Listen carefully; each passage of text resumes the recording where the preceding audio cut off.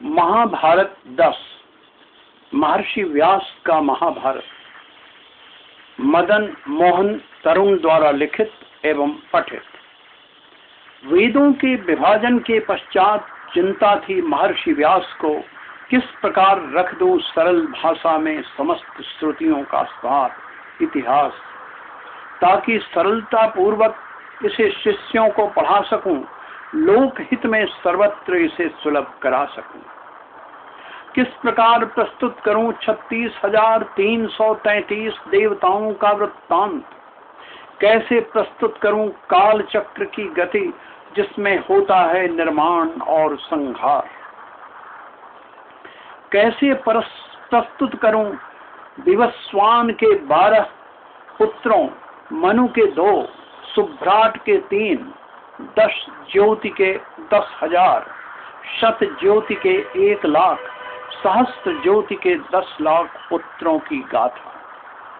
यदु, भरत, ययाति, इक्ष्वाकु आदि राजर्षियों के वंशों का वर्णन और समस्त प्राणियों की सृष्टि का सटीक वृत्तांत महर्षि व्यास की इन्हीं चिंताओं का परिणाम है।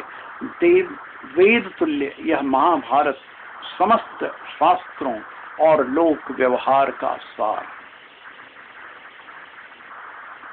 महाभारत सत्य है जीवन का, जगत का, आगत का, अनागत का, धर्म का, अधर्म का, जो प्रकट हुआ सर्वद्रष्टा वाल्मीकि के अद्भुत मनोलोक की अपार विशालता, विविधता, अगाधता, रोचकता लेकर।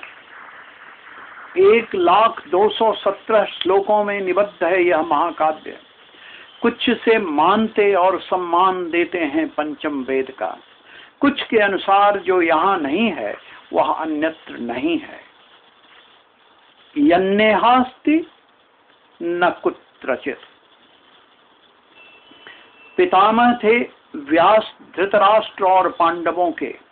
देखा था उनके जीवन का एक एक पल उन्होंने अपनी आंखों से।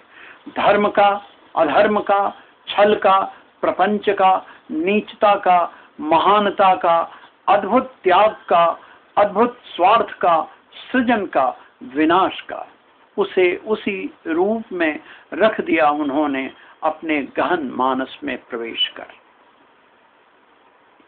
स्वयं अपने अद्भुत मनोलोक में देखा था उन्होंने कृष्ण का वह विराट विभ्राट अवतार कुरुक्षेत्र की भूमि पर, जिससे मुखरित हुई थी गीता, जिसे निबद्ध कर दिया व्यास ने महाभारत में। इस महाभारत को लिपिबद्ध किया स्वयं महादेव पुत्र मंगलमय विद्यावारिधि गणेश ने। इसकी भी एक कथा है। अपने मनोलोक में लिख चुके थे पूरा महाभारत महर्षि व्यास। वर्षों वर्षों तक वह सुरक्षित रहा उनकी स्मृतियों में। स्वयं सुनाई उन्होंने यह महान गाथा कई स्थानों पर, जिसे मंत्र मुग्ध सुना समस्त प्राणियों ने। फैल गई प्रसिद्धि इसकी चारों ओर, किंतु लिपिबद्ध नहीं था महाभारत अब तक। चिंता थी व्यास की, आखिर कौन करेगा यह दुसाध्य कार्य, जहां खंडित न हो प्रवाह, लेखन और वाचन चले एक साथ। एक बार स्वयं ब्रह्मा जी लोकहित का विचार कर आए महर्षि व्यास के पास। स्वागत कर उनका कहा व्यास जी ने, भगवान की है मैंने रचना एक काव्य की। इसमें वेदांग सहित है उपनिषदों का सार, इतिहास, पुराण, जीवन, मृत्यु, भाव, अभाव का निरूपण, आश्रम, वर्ण, धर्म, तप, पृथ्वी, सूर्य, चंद्र, ग्रह, नक्षत्र, तारक, युगों का सारा विस्तार। ऋग्वेद, यजुर्वेद, सामवेद, अथर्वण, अध्यात्म, न्याय, शिक्षा, चिकित्सा, वास्तुशास्त्र, युद्धशास्त्र, तीर्थ, विविध देश, जीवन, आचार, नदी, पर्वत, वन, समुद्र, पूर्वकल्प और सब में समाहित परमात्मा का भी वर्णन है इसमें।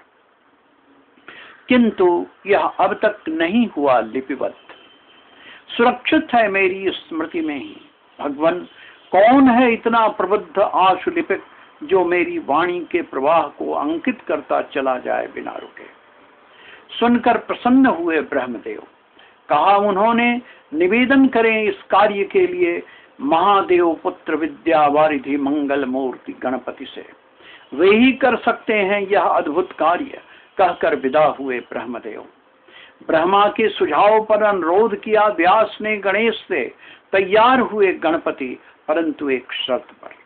लिखूंगा किंतु रुकूंगा नहीं पल भर, जहां आप रुके वहीं बंद कर दूंगा लेखन कार्य। स्वीकारा इस शर्त को व्यास ने, किंतु अनुरोध किया गणेश से, लिखें किंतु सब समझकर। गणपति ने की यह शर्त स्वीकार। गणपति थे महामति आशुलिपिक। व्यास जब तक बोलते तब तक वे लिख देते अगला वाक्य। गणपति की महामेधा से जूझने का व्यास ने निकाला एक उपाय। कथा कहते कहते वे सुना देते कोई जटिल श्लोक। जब तक गणेश प्रयास करते उसे समझने का, तब तक रच लेते व्यास नए श्लोक। इस प्रकार लिपिबद्ध हुआ महाभारत, बनकर लौकिक अलौकिक गाथाओं का अनंत महासागर। युगों से प्रवाहित है इसकी रोचक लोक लोचन कथाओं की धारा। युगों युगों से पढ़ा सुना जा रहा है, नए नए रूपों में रचा जा रहा है, फिर भी अप्रतिहत है इसकी धारा।